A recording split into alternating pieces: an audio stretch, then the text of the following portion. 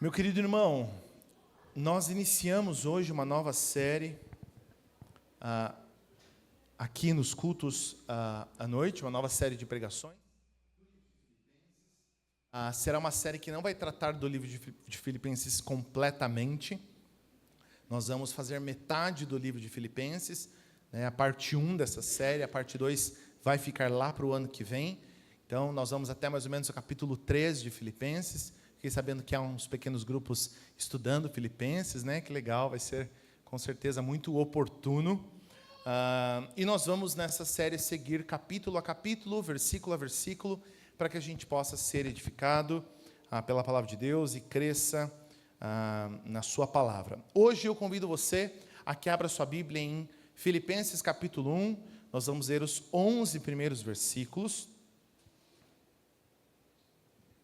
Filipenses 1, os 11 versículos do capítulo 1, nós temos os versículos projetados, mas é sempre interessante que você tenha aí a sua Bíblia com você, para suas anotações também. Diz assim o texto da palavra de Deus: Paulo e Timóteo, escravos de Cristo Jesus, escrevemos a todo o povo santo em Cristo Jesus que está em Filipos, incluindo os bispos e diáconos. Que Deus, nosso Pai, o Senhor Jesus Cristo, lhes dê em graça e paz. Todas as vezes que penso em vocês, eu dou graças a meu Deus. Sempre que oro, peço por vocês com toda alegria, pois são meus cooperadores na propagação das boas novas, desde o primeiro dia até agora. Eu tenho certeza de que aquele que começou a boa obra em vocês irá completá-la até o dia em que Jesus voltar. É apropriado que eu me sinta assim a respeito de vocês, pois os tenho em meu coração. Vocês têm participado comigo da graça, tanto em minha prisão, como na defesa e confirmação das boas novas. Deus sabe do meu amor por vocês e da saudade que tenho de todos com a mesma compaixão de Cristo Jesus. Oro para que o amor de vocês transborde cada vez mais e continuem a crescer em conhecimento e discernimento. Quero que compreendam o que é verdadeiramente importante, para que vivam de modo puro e sem culpa, até o dia em que Cristo voltar. Que vocês sejam sempre cheios do fruto da justiça, que vem por meio de Jesus Cristo, para a glória e o louvor de Deus. Vamos orar mais uma vez? Ó Deus poderoso, Deus Salvador, ó grandioso Senhor, diante do Teu poderoso nome, nos colocamos e diante da Tua palavra, pedimos ao Senhor, edifica nosso coração, ensina-nos, ó Deus, aquilo que Tu tens para nós nessa noite, por meio da Tua palavra, para a glória do Teu santo nome, é o que Te pedimos em Cristo Jesus. Via de regra, para mim e para você, demonstrações de alegria e sorrisos são atrelados sempre a situações que nos encaminhem para isso. Eu levei bastante tempo para notar que perto do almoço e na ausência de comida eu ficava uma pessoa muito mal-humorada. E eu não conseguia atrelar essas coisas. Aí juntei os dados e notei ali no meu cronograma a ausência de comida igual a mau humor. Então, se me vir de cara feia, me sirva uma bolachinha que eu vou dar um sorriso para você. Via de regra, a gente costuma devolver a vida quando ela nos dá dias bons, sucesso, cumprimento dos nossos sonhos, quando a gente fecha negócios, quando a gente alcança os objetivos, quando tudo vai bem, a gente responde à vida com alegria, sorriso no rosto e satisfação. Inclusive, não é incomum você perguntar para alguém: oxe, o que está acontecendo? O que está com esse sorrisinho no rosto? O que está feliz? O que aconteceu? Já sabendo que alguma coisa tem, porque ninguém sai dando sorriso para os outros de graça. Alguma coisa boa há de acontecer, Ou vai encontrar a pessoa amada, ou saiu a aposentadoria, Ou conseguiu aquilo que queria, está indo comer, fechou um negócio, está num dia bom. Agora, na mesma medida, dias tristes e ruins são devolvidos com cara feia e gente mal-humorada, irritada e triste.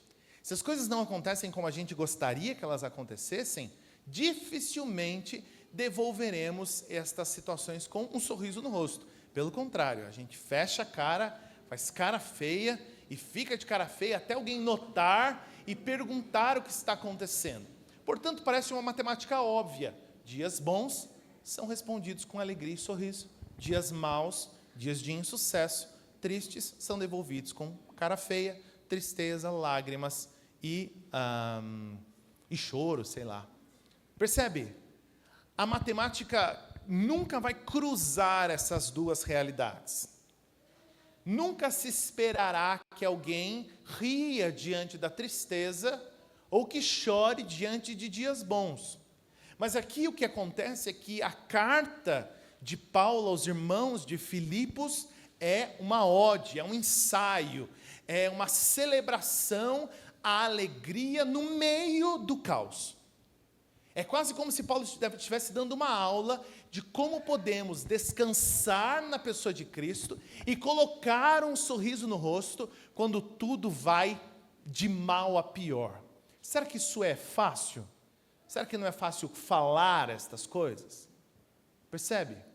Há um movimento do nosso coração de até mesmo nos validar em nossas caras feias. A gente se sente no direito de ficar de cara feia. Agora, eu fico preocupado, Dani, por quê? Se Paulo vai nos mostrar belamente que, diante do sofrimento e da dor, o resultado esperado para um cristão é alegria e sorriso no rosto, quiçá então quando as coisas forem boas, né? Portanto, um cristão que não consegue sorrir quando tudo vai bem é um poço de ingratidão mesmo. É porque nunca se satisfaz com nada mesmo.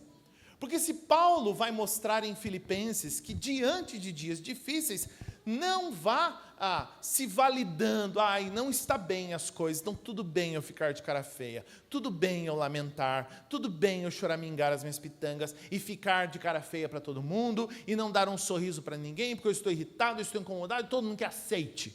Não é assim que funciona. E aí você pode pensar, Lucas, mas quais são as condições em que Paulo está para que ele se sinta no direito de cobrar esse tipo de coisa de mim, de você? Paulo estava aqui, enquanto escreve a carta aos Filipenses, meu querido irmão, nada mais, nada menos do que preso, em condições subhumanas. Se o presídio hoje já é desafiador, imagine o presídio há 2000 anos atrás, como é que não era um presídio. As condições insalubres, as condições impossíveis de se conviver com um presídio na época de Jesus Cristo. Inclusive, eu passei na frente desse presídio há uns tempos atrás, e é interessante ver como, de fato, as condições eram muito precárias. Mas Paulo está preso e dizendo a mim e a você que precisamos nos alegrar em Cristo. Mas Paulo não está apenas querendo que nos alegremos, ele está desejando o bem aos outros. Se tem uma coisa que a gente não consegue fazer, é desejar o bem aos outros quando nada vai bem para a gente, não é mesmo? É quase como se a gente pensasse assim, se para mim não vai bem, para você também não pode ir bem. Como é que para mim está tudo indo mal, e para você tem que ir tudo bem? Não. Mas Paulo, além de convidar os irmãos a se alegrarem no sofrimento, ele deseja o bem para estas pessoas. Então, pessoal, vocês que estão livres aí, vocês que não estão presos, eu quero o melhor para vocês, estou com saudade de vocês, não vejo a hora de ver vocês. É que eu estou com um probleminha logístico aqui, de cela e algema, mas assim que eu resolver isso, eu vou aí ver vocês, pode ficar sossegado. E aí você pode confundir estas coisas, imaginar, não, Lucas, isso é só gente muito positiva, mas isso não é bom, porque gente que fica vendo o copo meio cheio, assim, é gente que se ilude. Você tem que ser realista. Eu sou realista. Não, você não é realista, você é chato. Você não é realista, você é chato. Por isso que ninguém quer ficar perto de você, porque você é chato. Isso não é ser realista. Nada tá bom, nada vai bem, nunca dá certo, sempre... Pode o mundo estar lindo. Esse dia eu estava falando com a Giovana, eu falei, nossa, Giovana, acho que tem poucas coisas que eu não gosto mesmo assim na vida, mas eu acho que uma das coisas que eu não gosto mesmo é gente viciada em copo meio vazio. Mas isso me dá um desgosto. Sabe, tudo deu certo, tudo foi lindo, você viu que legal? Mas, não sei se você viu também que... Caramba, meu! Não consegue celebrar nada, pelo amor do santo Deus. Vai na Universal, ver se eles têm uma solução para isso, alguma coisa.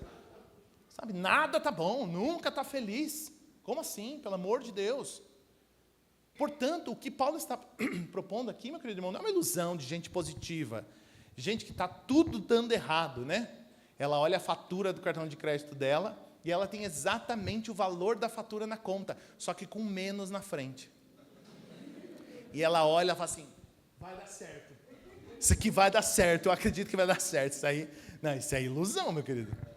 Isso é ilusão, tá bom? Isso aí não vai dar certo, não. Mas não é esse o caso de Paulo. Paulo tem embasamento para a sua alegria.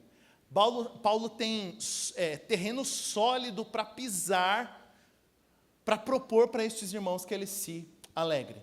Nós estamos no início da carta, é uma carta destinada à igreja em Filipos, é uma igreja que nasce ali a partir dos desdobramentos da segunda viagem missionária de Paulo, descrita lá nos capítulos 16 e 17 de Atos, quando, se você bem lembrar, você vai ver que ali Paulo prega e uma mulher chamada Lídia, ela se converte junto de toda a sua família, e também Paulo expulsa o demônio de uma garota que era oprimida por demônios, e homens lucravam em cima dessa menina, e aí começa a gerar todo um transtorno, ali nasce uma comunidade cristã por meio dessa pregação que vai se desenvolvendo, e Paulo quer estar novamente com estes irmãos.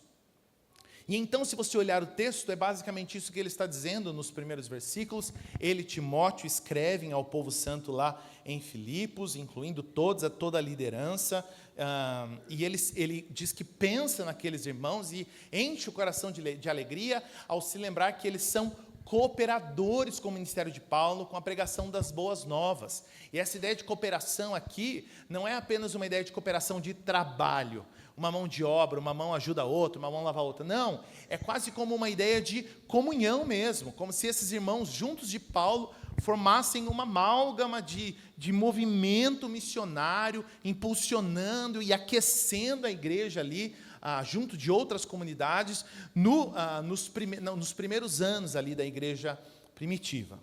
Portanto, Paulo tem um grande desejo de estar com esses irmãos, são irmãos queridos. Nós, há uns tempos atrás, tivemos uma série de pregações na carta de Paulo aos Coríntios, na primeira carta, e se você estava aqui, vai bem se lembrar que não é muito bem essa relação de Paulo com os coríntios, ok? O que nos faz pensar, não é nosso tema de hoje, mas fica para a nossa reflexão, pensar que, em último sentido, igrejas são diferentes. As igrejas não são todas iguais, ok?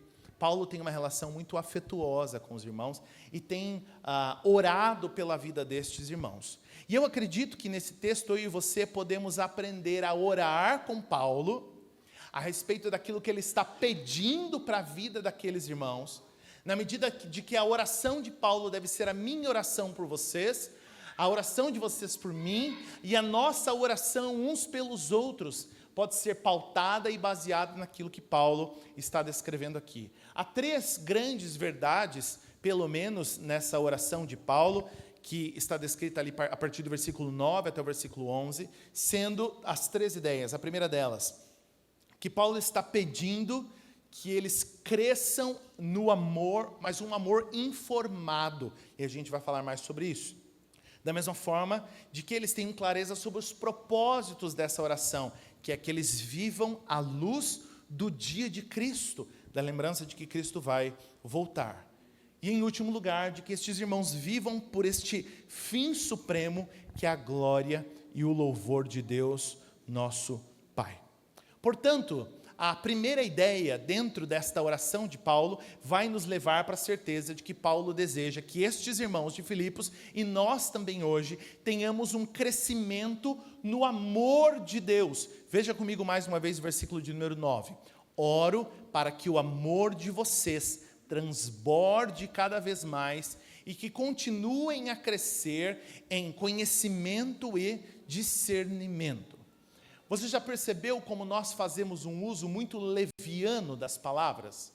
como nossas palavras, elas são jogadas, via de regra porque a gente não costuma mais dar tanto valor a textos escritos, a discursos, né? A gente dá mais valor mesmo às dancinhas do TikTok, e aí então a gente costuma não se preocupar com estas coisas. Mas palavras são muito caras.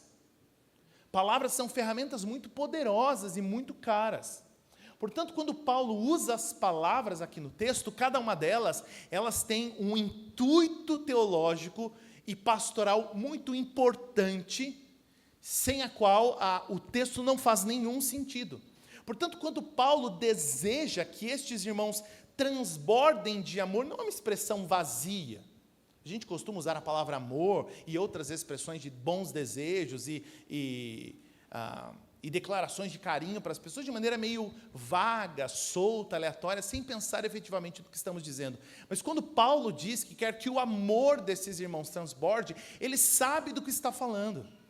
O amor destes irmãos está alicerçado na koinonia, na comunhão, na cooperação, que ele já disse lá atrás que esses irmãos têm com ele e têm entre si. Portanto, Paulo não está falando sobre um coleguismo, um bairrismo, uma reunião de gente que se gosta, pessoas que têm algo em comum. Não, Paulo está falando sobre o subproduto oriundo da obra do próprio Espírito na vida daquelas pessoas, que faz com que elas se unam e se amem de maneira sobrenatural. Sobrenatural.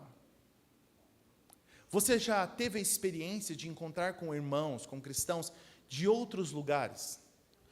Pode ser outras igrejas na sua cidade mesmo, mas talvez outras igrejas de outros estados, de você ir talvez para um acampamento missionário, para uma missão, para um outro país e conhecer irmãos em Cristo lá, e conhecer estas pessoas e nos primeiros 5 minutos dizer, eu amo essa pessoa. Eu amo esse irmão e eu quero o melhor para a vida dele. Você pode pensar, não, Lucas, isso é gentileza. Não é gentileza. Não é gentileza.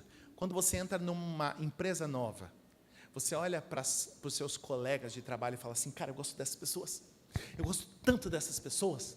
Eu amo essas pessoas, eu quero o melhor para a vida delas, eu quero servi-las, eu quero apoiá-las, eu quero participar da vida delas, eu vou botar essas pessoas, esse chefe aqui, chefe, vou botar você dentro de casa. Vamos almoçar amanhã lá em casa. Não pode que virar sede isso, gente, pelo amor de Deus. Faz isso não. Vamos almoçar lá em casa. Agora a gente quer tudo melhor amigo. Não faz. Por quê? Porque lá não existe uma união sendo produzida espiritualmente falando. Não é o caso. Eu conheci agora, há pouco tempo atrás, um pastor chileno que estuda lá em Edimburgo, e ele está voltando para o Chile. E ao conhecê-lo, eu falei, gente, eu gosto desse cara.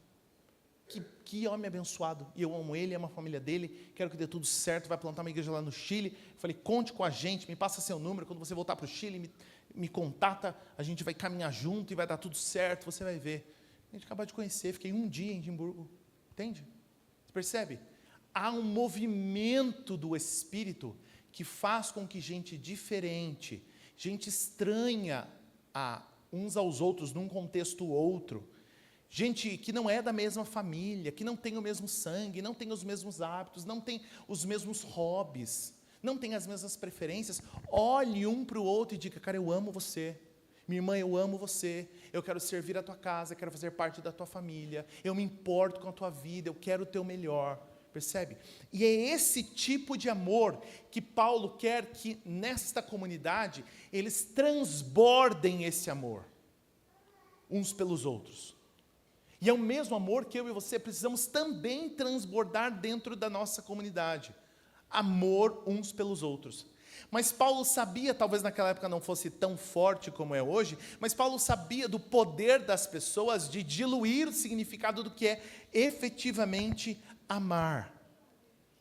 Portanto, quando ele fala sobre amor aqui, ele não está falando de um amor que cresce aleatoriamente, no vácuo, mas ele está falando de um amor motivado pela obra do próprio Cristo, movido pela obra do Espírito, mas direcionado por 2 palavras importantes aqui nesse versículo: conhecimento e discernimento. Conhecimento e discernimento.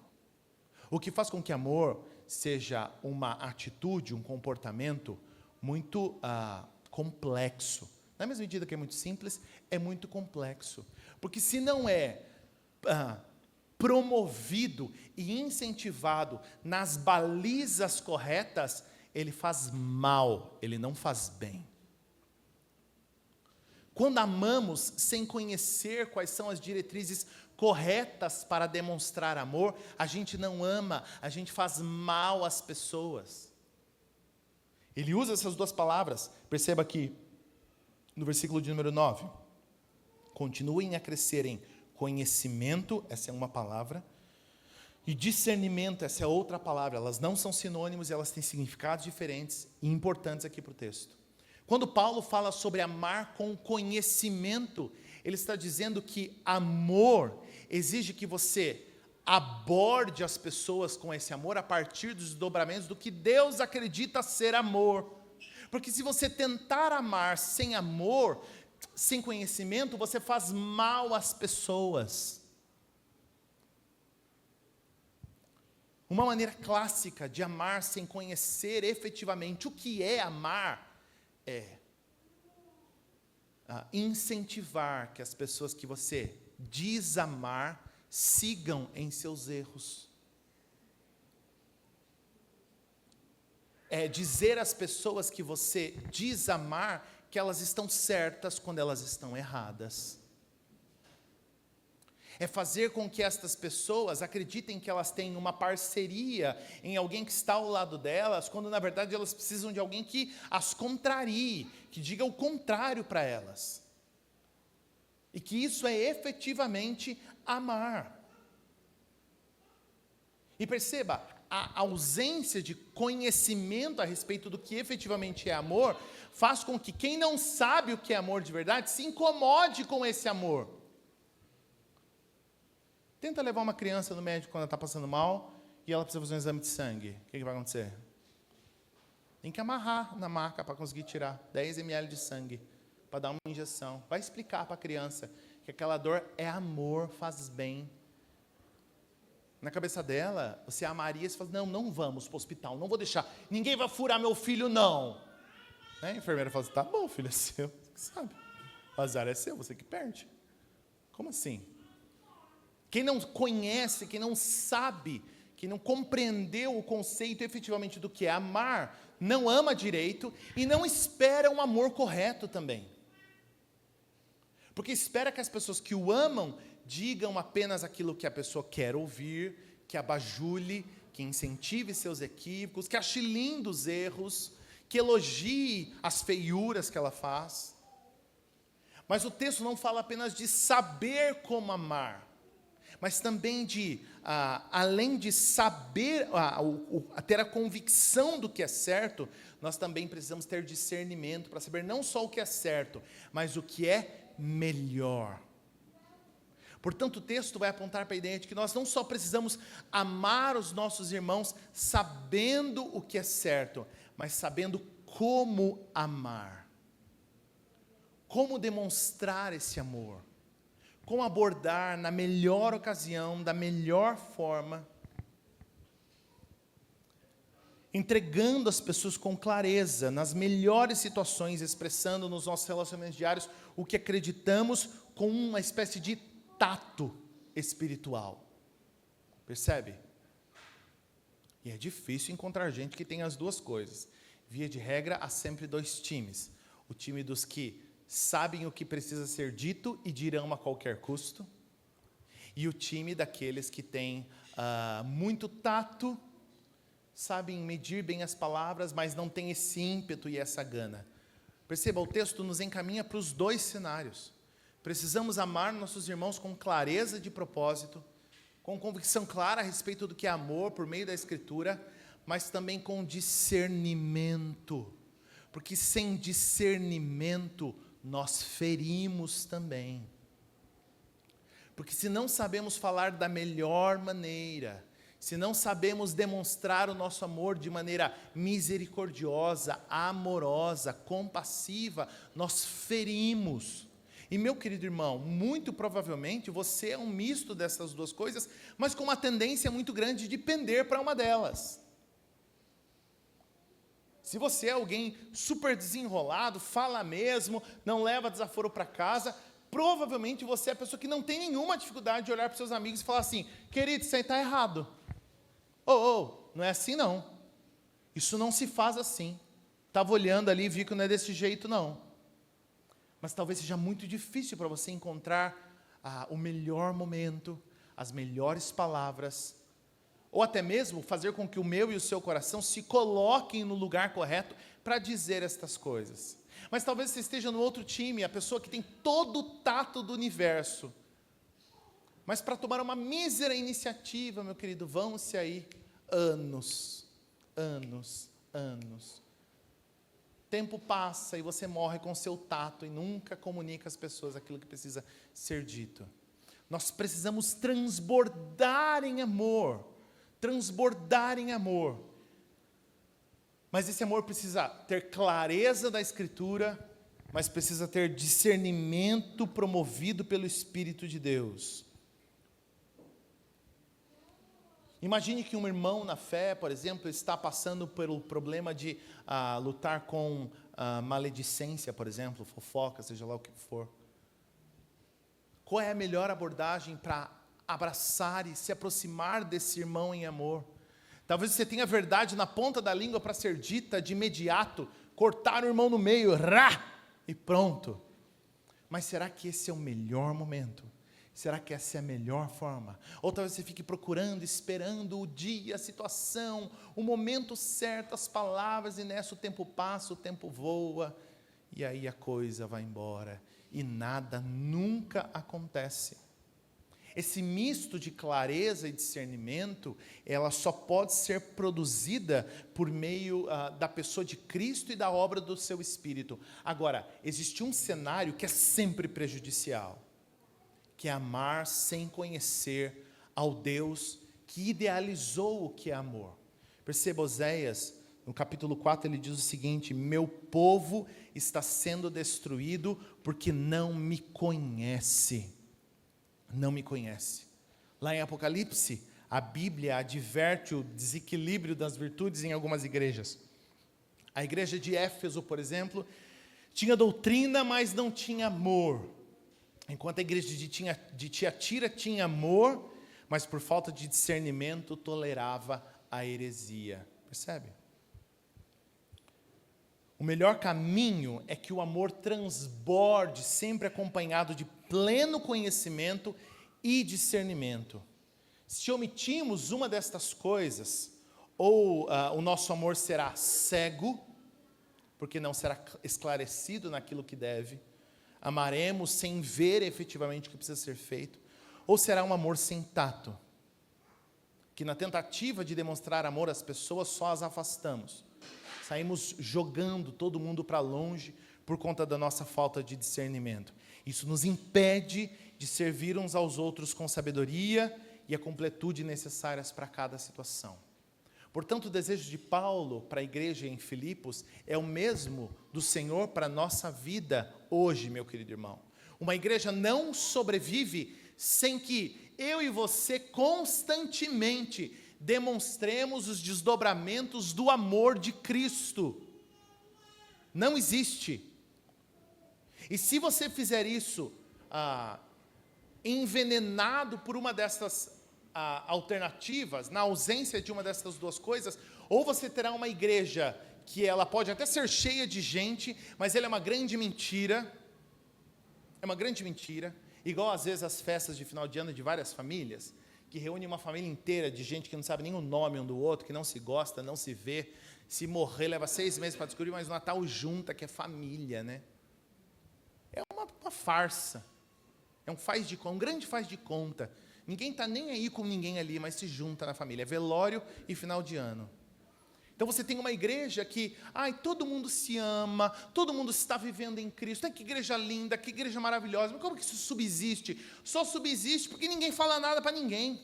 Porque todo mundo passa pano para todo mundo. Todo mundo joga no tapete. Eu jogo no meu tapete, você joga no seu, eu não mexo com você, você não mexe comigo, e a gente vai embora assim, fingindo que está tudo lindo e maravilhoso. Eu tenho os meus erros, você tem os seus, ninguém mexe na vida de ninguém, e a gente vai embora.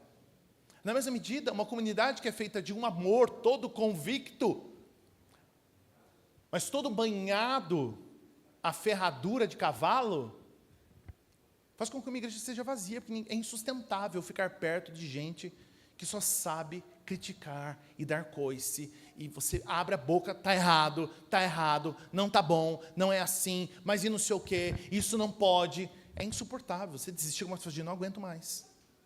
Entende? O corpo de Cristo precisa de amor convicto e amor com discernimento. Clareza e firmeza naquilo que deve ser, a partir da Escritura, mas com clareza a respeito de que as coisas têm ocasião, tato, momento, e que isso é o que efetivamente promove o amor da Escritura. E perceba, meu querido irmão, nós não estamos falando de técnica de comunicação aqui, nem de longe. Esse é um mecanismo de Deus para pastoreio mútuo, demonstração de amor. O irmão João, a irmã Maria está sofrendo. Eu amo essa família. Qual é o problema? Eu quero participar do seu problema. Eu preciso de ímpeto, eu preciso de clareza, eu preciso de ação, mas eu preciso de tato, discernimento, compaixão e misericórdia. Como é que você pode fazer uma verificação no seu coração, meu querido irmão, de para que lado você está pendendo e quais são os prejuízos disso tudo? Talvez você seja alguém muito afiado, Tramontina. A pessoa abrir a boca, toma no meio. Difícil. Talvez as pessoas pensem, você está errado. Não, isso não está certo. E isso não é desse jeito. E o problema disso é que você vai afastar as pessoas de você. Elas não vão melhorar, elas não vão perceber o amor de Cristo. Na mesma medida que talvez você que é muito condescendente, muito lento, paciente, procurando a melhor situação, as pessoas estão lá a ponto de morrer, e você fica, não, estou esperando a melhor situação, a pessoa vai cair no abismo, você fica assim, ai, não posso gritar, meu Deus, o que será que eu falo? Peraí, deixa eu ver. E, filho, a pessoa está estatelada lá embaixo já, e você pensando o que vai fazer, entende? Portanto, a igreja de Cristo precisa de amor convicto, mas também com discernimento. Paulo continua dizendo que, em segundo lugar, existe um propósito para essa oração. E a oração de Paulo para esses irmãos é que eles vivam à luz do dia de Cristo. Olhe comigo o versículo de número 10, até o versículo 11, na primeira parte. Quero que compreendam o que é verdadeiramente importante, para que vivam de modo puro e sem culpa até o dia que Cristo voltar. Que vocês sejam sempre cheios do fruto da justiça. Há muita distração, meu querido irmão. Há muita distração no nosso tempo. Muita distração. Você sabe disso porque você já foi até a geladeira, abriu a geladeira, olhou para ela e ficou assim, o que era mesmo que eu precisava pegar aqui? Deus não lembra. Começa a falar com alguém, você vê no olho da pessoa que a pessoa foi para outro lugar. Tem umas pessoas que só assim, falam, fulano, você tá olhando, olha para mim. Estou falando com você, está entendendo o que eu estou falando? Presta atenção, já está pensando em outra coisa, né? Estou pregando aqui, já está, pizza ou lanche, Senhor? O que será que eu vou comer hoje? Né? Acomodado, não consegue assistir filme. O filme deu uma pausadinha, ficou um pouquinho mais lento, não está tendo tiro, porrada de bomba já. Celular. De distraído, né? Porque a gente é distraído, a gente perde a capacidade de notar o que é importante. Importante. A gente perde a noção de notar aquilo que é realmente importante. E aí o que Paulo está fazendo? A melhor maneira de você colocar alguém de volta com o pé no chão e clareza a respeito do que deve ser feito é você lembrar ela do prazo. Prazo é a melhor coisa para ativar o modo desespero. Quem já entregou trabalho de conclusão de curso sabe. Quanto mais perto chega do dia de entregar, mais ativa o modo desespero, né? A não ser que você seja uma pessoa muito organizada, que é o caso de pouquíssimos de nós, e aí você digita 40 páginas em 4 horas, que não fez no semestre e faz em 4 horas, né? A casa ficou com shorts, uma camiseta largada no sofá a semana inteira. É a visita tocar na campainha lá embaixo. A casa fica um brinco. Podia ter passado a casa um brinco a semana inteira, né? Esperou a visita tocar na campainha. Sempre na última hora. Não tem nada melhor do que o prazo para mostrar para você um senso de urgência. aquilo que importa. Talvez você tenha uma personalidade assim, que nem a minha esposa, um pouquinho mais agitada, um pouquinho mais rápida, desenrolada e tal. Eu falo que o vilão da vida da minha esposa é ela ter um amigo, alguém perto dela, que tem uma abordagem mais low profile. Que é o caso do meu sogro, por exemplo. Que não está aqui hoje, né, meu sogrinho? Então, pega ali para mim.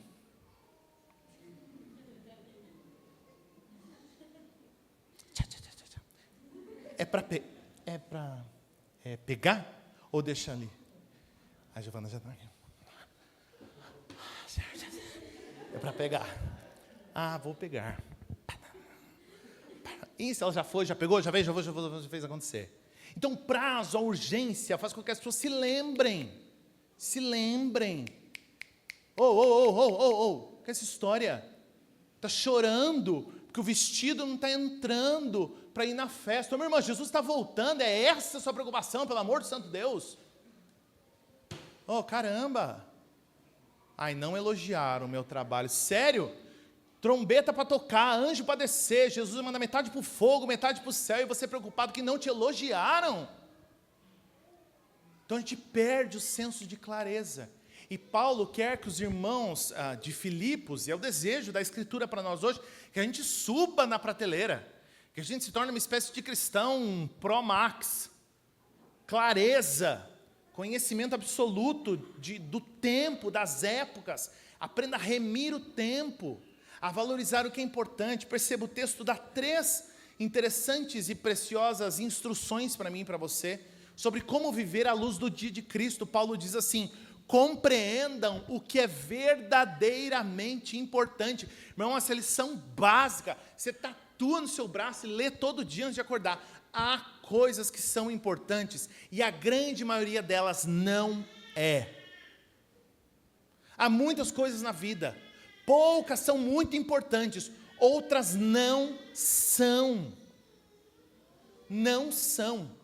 E o problema é que se você fizer um catado da tua vida, talvez haja uma lista de tarefas, prioridades, envolvimentos, critérios na tua vida que sejam feitos e construídos de futilidades, de idiotices de narrativa de vida. Não sabe distinguir o que é importante e o que não é, o que é valioso e o que não é valioso. A palavra aqui, para verdadeiramente importante, é uma palavra que originalmente dá a ideia de testar os metais para provar a utilidade e a pureza deles.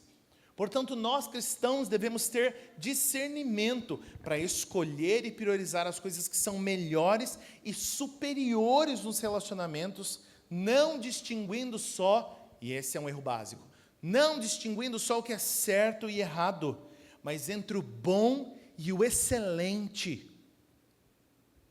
Saber distinguir entre certo e errado, isso é o básico do básico.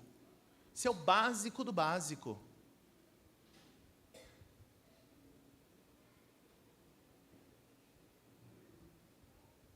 Uma vez eu vi um cara dando uma aula para empresas, para restaurantes, de como eles poderiam se destacar no mercado de restaurantes. Ele pergunta a um cara, dono de uma pizzaria: me fala para mim qual que são os seus diferenciais, dono da pizzaria A.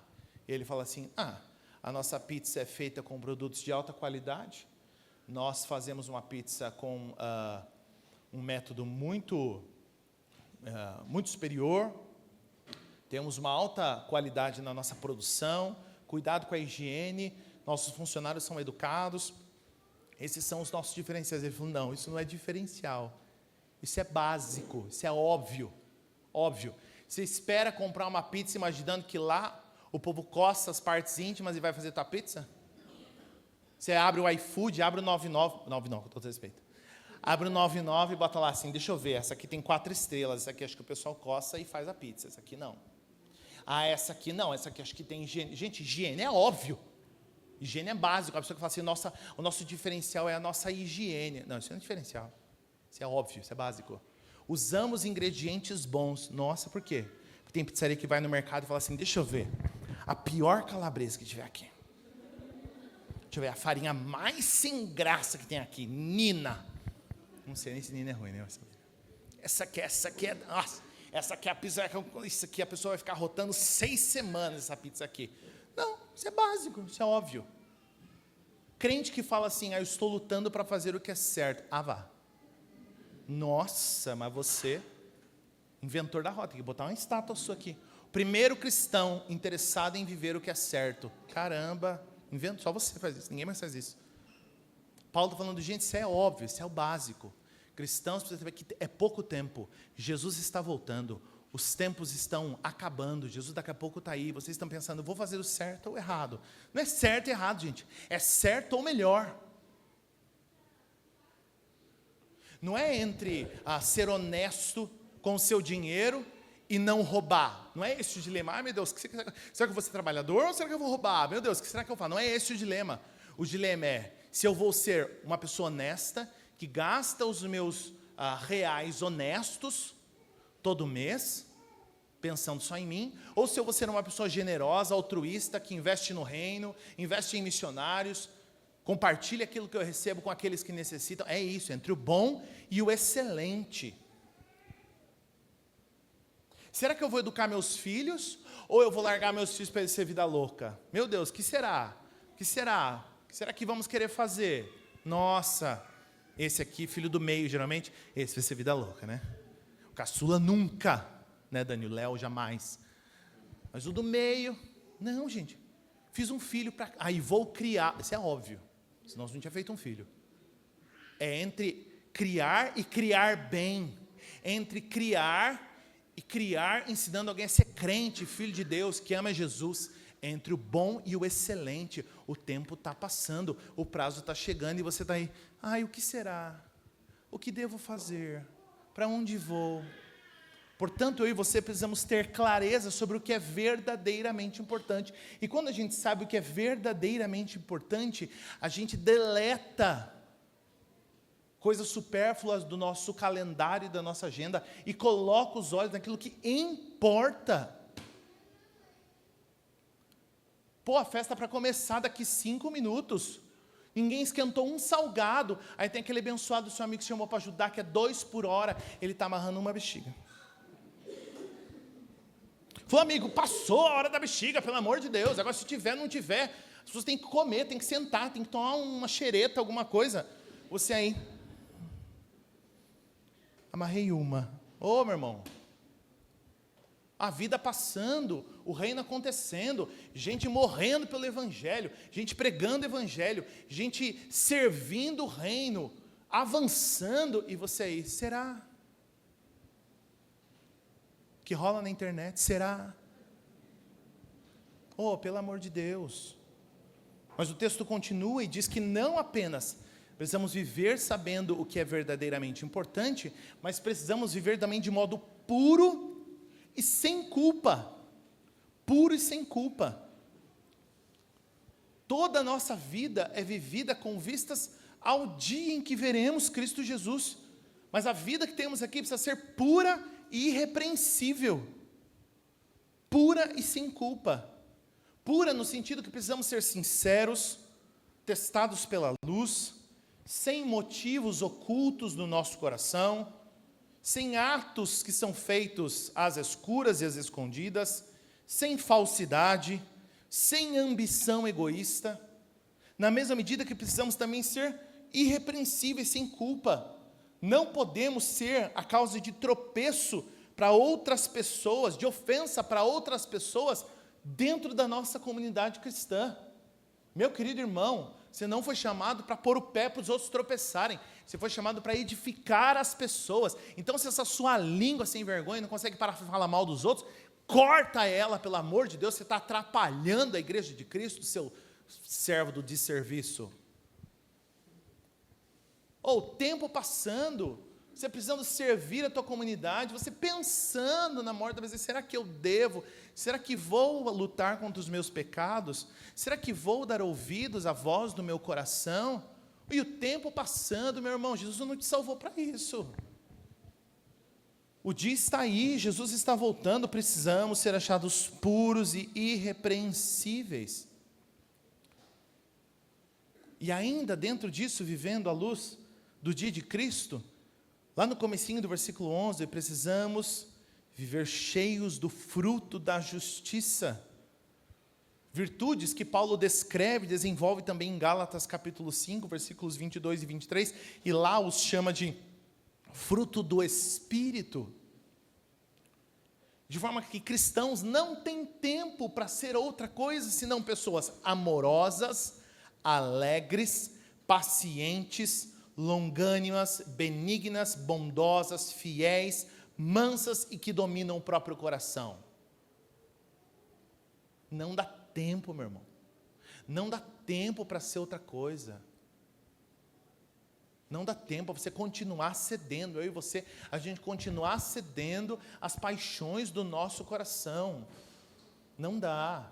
Precisamos ser amorosos, pacientes, longânimos, benignos, bondosos, fiéis, mansos e dominados.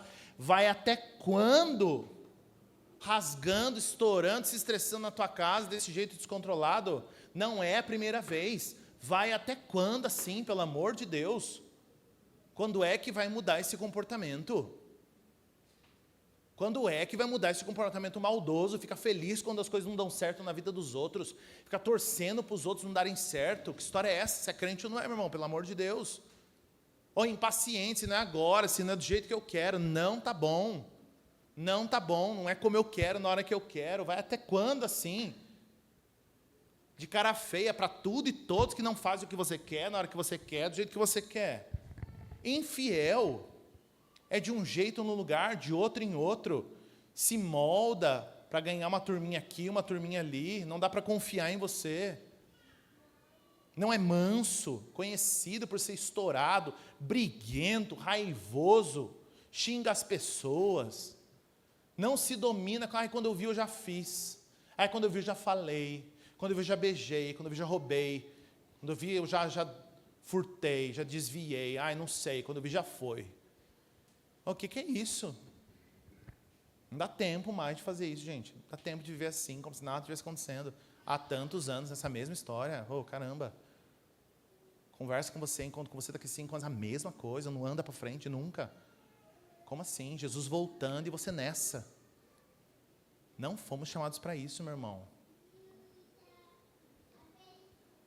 Não fomos. Fomos chamados para uma vida irrepreensível, santa, que minimamente tem uma clareza de crescimento, de desenvolvimento, de desejo de se parecer com Cristo, de melhorar, de ódio pelos nossos pecados, por essa figura que a gente representa para a gente mesmo, desejo de mudar. Não, pense comigo aqui, meu querido irmão.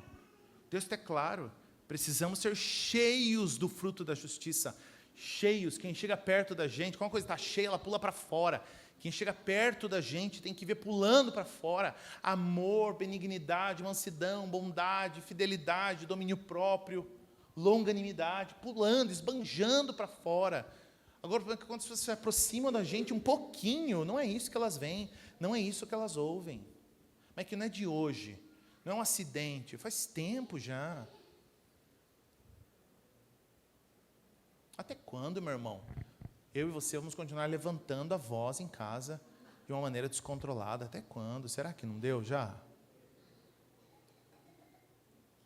Vai trocar de namorado, de namorada até quando? Quantas vezes tem que trocar de namorado, de namorada? Até achar o príncipe, a princesa da Disney. Já não percebeu que você é um problema?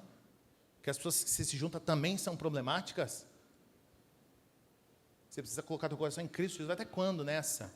Esse desejo por apreciação, por elogio. Vai morrer sendo essa casca de ovo insuportável, gente. Eu detesto gente casca de ovo, Senhor, me livra disso. Gente casca de ovo, não dá para conviver. Você fala, não gostei. Fiquei chateado com você, porque você olhou para mim. Fiquei, vai até quando assim, melindroso, melindrosa? Vai morrer assim? Pelo amor de Deus, gente. Vamos dar uma chacoalhada na nossa vida. Vai até quando desse jeito? Não avança. Vai conversar com você daqui 1 ano para frente, vai olhar para dentro, não mudou nada, não resolveu nada, não vai na igreja, não contribui, não ajustou suas finanças, chuta o cachorro, briga com a esposa, é desonesto, reclama de tudo, não muda. Não, gente, não está certo isso não. Deus não nos chamou para isso. O desejo de Paulo e o desejo do Senhor para o nosso coração é que a gente seja diferente, que a gente seja agradável. amável, gentil, bondoso, altruísta, confiante, alegre. Gente, coisa boa ficar do lado de gente alegre, gente feliz.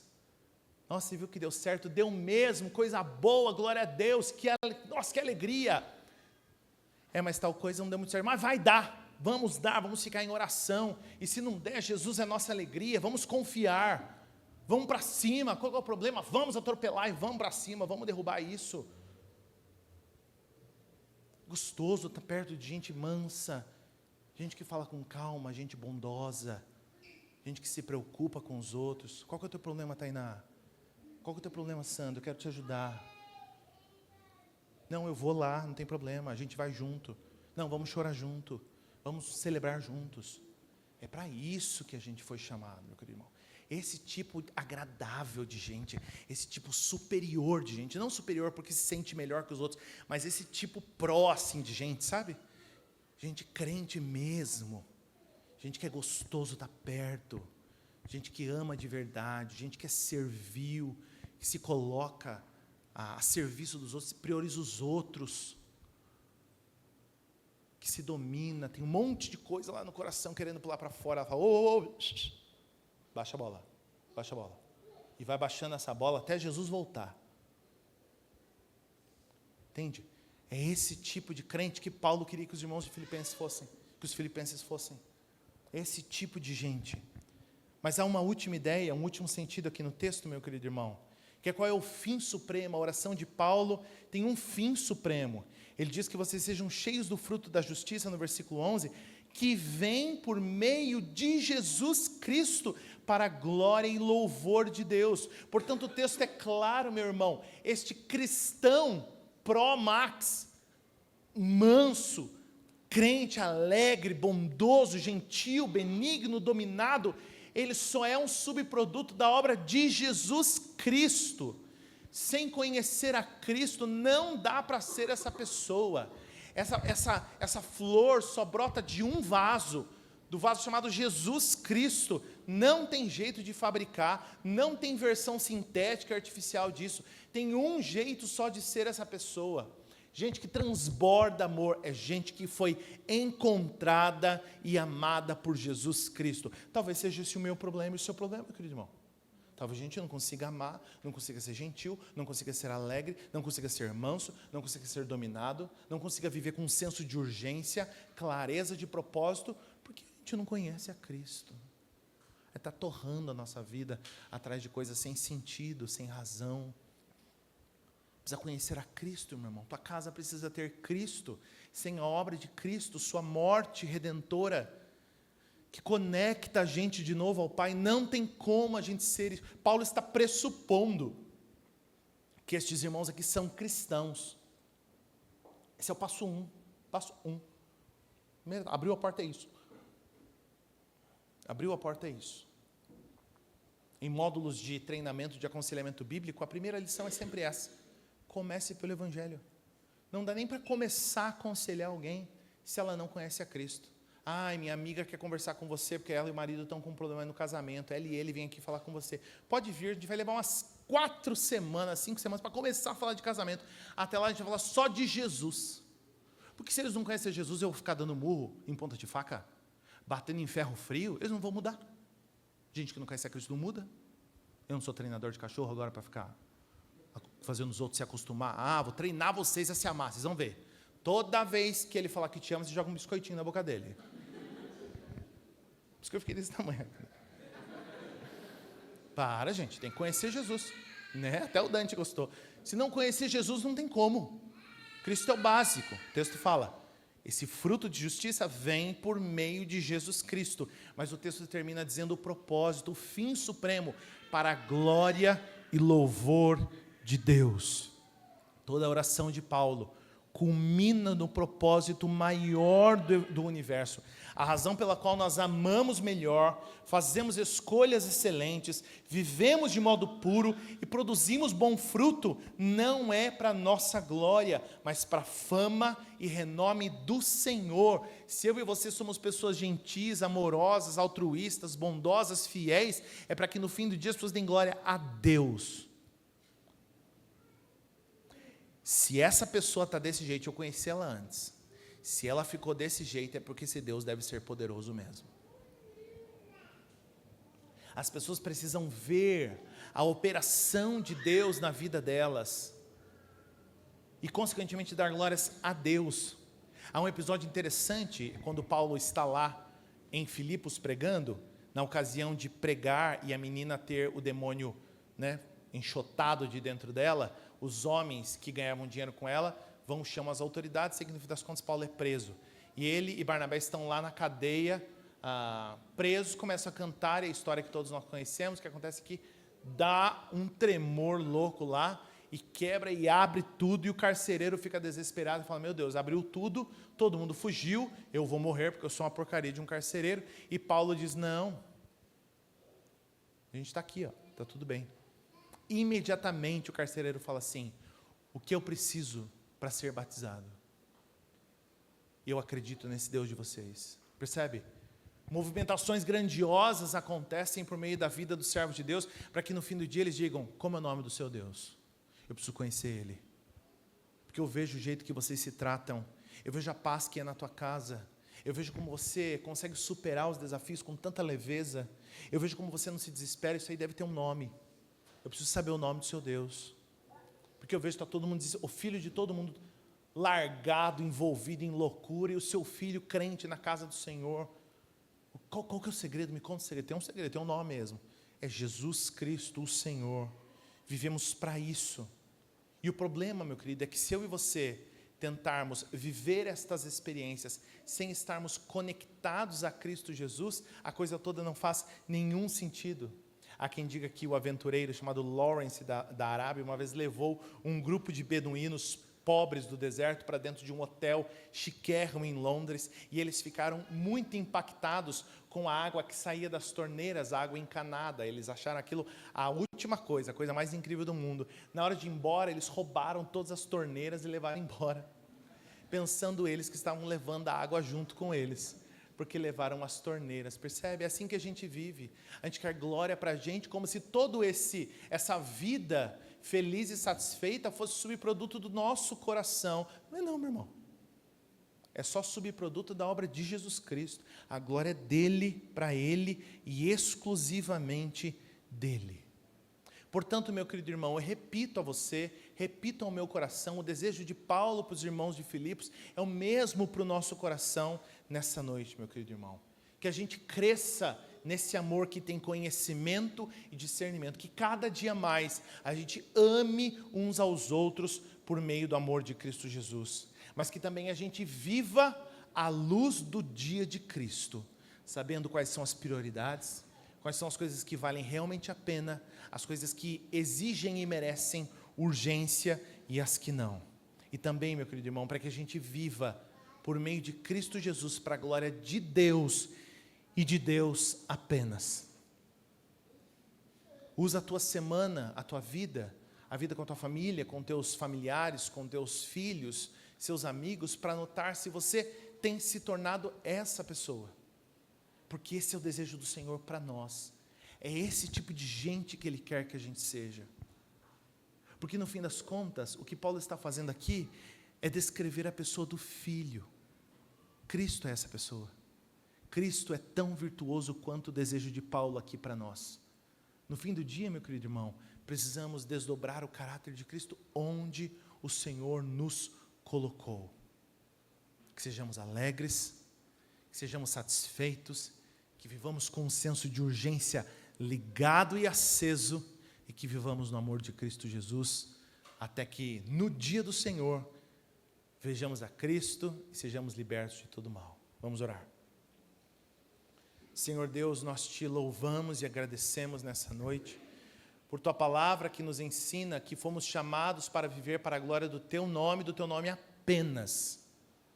Que vivamos, ó Deus, para exaltar a ti de maneira alegre, feliz, satisfeita no nome e na obra de Cristo Jesus, conscientes de que o tempo está passando, de que Cristo está às portas e que precisamos viver com consciência, clareza e desdobrando em nossa vida esse caráter que frutifica justiça e graça. Que vivamos para glorificar o teu nome e o teu nome apenas. que se esqueçam dos nossos nomes, mas que se lembrem do teu nome para todos sempre. A ti louvamos em Cristo. Amém.